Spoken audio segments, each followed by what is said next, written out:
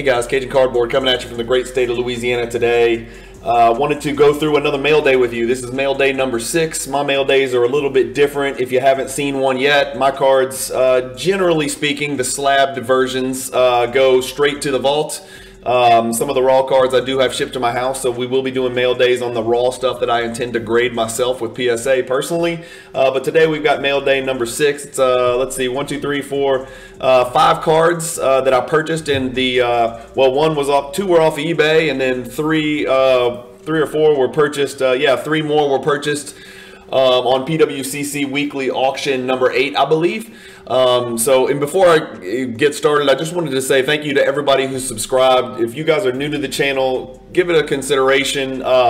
I'm trying to cover a bunch of different bases in not only basketball card collecting, ultra modern, all the way back to vintage, and everything in between, with a heavy emphasis on Jordan and 90s stuff, but also just NBA historical stuff. I love the NBA. I've argued about NBA, you know, historical stats and players and comparisons and lists for my entire life, and so really all I'm doing now is arguing to the camera. So anyway, I'll flip you guys over. Let's get started on our mail day. Again, thank you to the 370 of you who have subscribed to my channel.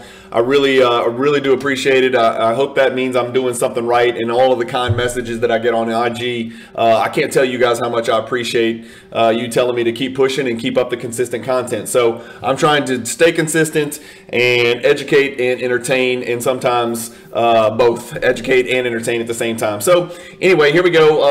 As you can see, I've got my list that I've created here. You can create a shareable link on PWCC with your cards in the vault.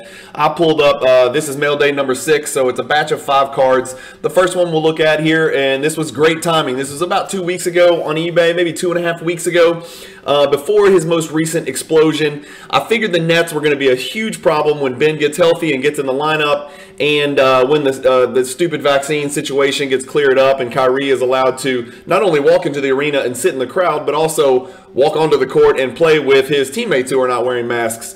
So I picked up this Kyrie Irving. It seemed way too cheap. It's the 2012, which, as you know, is one of my probably top 5 sets of all time. In my opinion, it's a set that I collect, not just, you know, I have 2 Kyrie cards in my entire collection. So this was card number 2. Card number 1 is the base Prism PSA 10, because I'm trying to collect that set in base in PSA 10. And this is card number 2 for Kyrie that I own in my entire collection. Not by no means am I a Kyrie Irving super collector. There are some smudges on this card on the case itself. I wish those could be wiped off, but they need to be. Not on the card, I assure you. So it's a minimum gem. Well, it's a 9 centering and 10 corners, but it's not a quad or a gem plus. But this is an autographed rookie card of Kyrie. I think it's like a pop. I think I looked this up. Yeah, so if you look at the Beckett report here, it's pop 114. There are 10 BGS 10s, but 114 I consider pretty low pop for any cards in the modern era, and this is his autographed base rookie card from one of the best sets ever. So picked it up at a great time. I'm sure it's worth more now than the day I bought it. Anyway, it is what it is. Card number 2 on the list is this interesting card. I don't know much about this. It sounds like there's the base, which you're looking at right here. So this is a LeBron Upper Deck Flight Team. This is a second-year LeBron card. I just thought it was a cool-looking photo.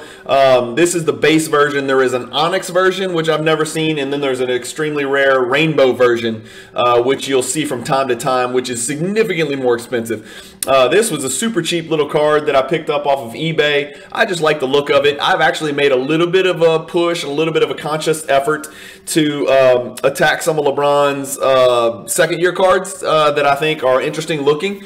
And so this is one of them. Nothing crazy special here about this card. Just a really cool looking card, I think. And anyway, that's it. 2004 Upper Deck Flight Team. Next on the list for our mail day number 6 is a card that I'm very familiar with. I have stacked some of these. Absolutely one of my favorites. You got the Ghost Jordans trailing behind him. This is the 95 metal slick silver.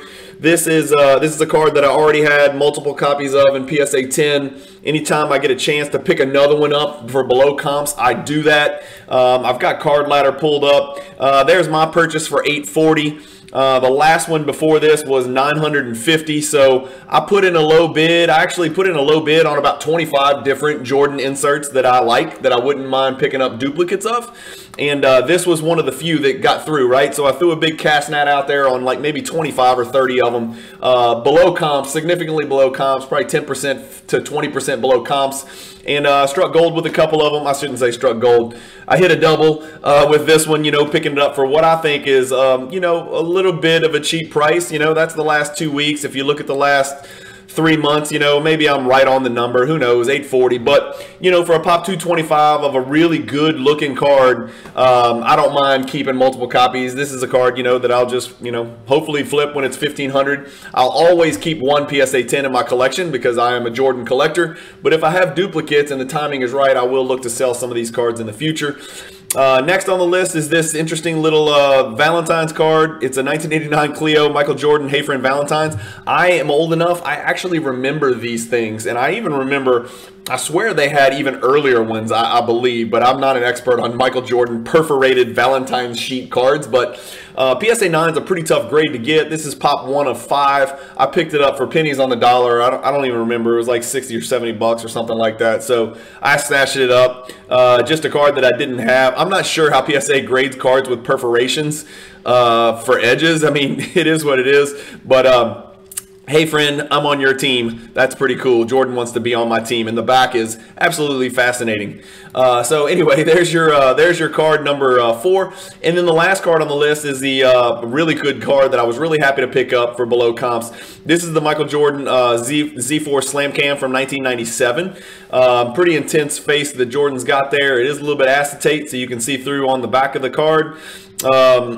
Anyway, so this is a card I picked up. If we look at Card Ladder, I think the last sold price, let's see, I'm here, so I picked this up for $960, which includes the buyer's premium. So I'm all in for $960, and the card goes into my vault, you know, a day later. The last one was an anomaly. I don't know what happened here, so it looks like I paid $300 over comps. But if you look at the trend here, this is just over the last year. It doesn't sell much. It's only a pop 84 card. That's that magic number for me in gem condition, is I want it to be under 100. I try to stick under 100. The Quicksilver is a little bit of an exception just because it's so popular. This card not nearly as popular or well recognized, in my opinion, as the Slick Silver.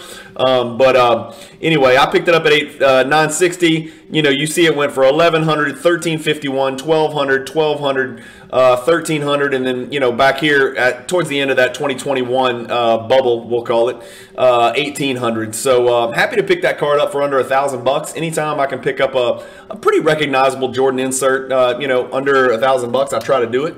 Anyway, we're at the 8-minute mark. Thank you guys for watching. Click these videos on the end screen if you're interested in listening to some more of my content. Again, I do appreciate all those of you who have subscribed, and I really appreciate if any of you who are watching my videos for the first time would consider clicking the subscribe button as well. If you like the videos and you like the mail days, let me know. I haven't got much feedback on mail days. I don't know if this is a waste of time, if y'all care. Like I said, I'm trying to educate and entertain, and you know, I don't know. I just know when I watch YouTube, if there's any Jordan content, I click it. I watch it. It doesn't matter who's putting it out there. You know, a lot of my mail days are going to be with a heavy emphasis on Jordan.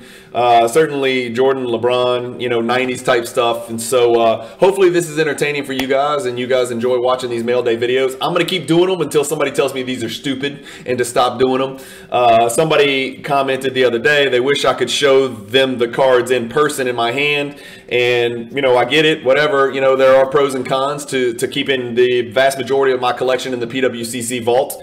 One of the best things is you get better pictures of the cards that I purchased. You get front and back pictures of the cards that I purchased, and I don't have to fumble through them and touch them and take them out of team bags and, you know, zoom in and all that. You just get, you know, super quality, high def images, you know, like this, to where you can, you know, zoom in and look at the card and look at every corner and do whatever you want to with it. Plus, it's real easy to buy and sell cards when you've got a PWCC vault, because if somebody says, hey, let me see all your 1996 Jordans, I can go boom, search 96 Jordan, click, link, boom, email, text, direct message, Facebook message, whatever, and they get it in literally probably 120 seconds. And so that ease of use and that you know, that ability to facilitate my collection and share it just makes trades and sales so much easier. Anyway, thank you guys for watching. That's the end of this mail day number 6, and I'll keep them coming until somebody tells me to stop doing these. Appreciate it. Keep collecting. Stay positive in the hobby, fellas, and peace.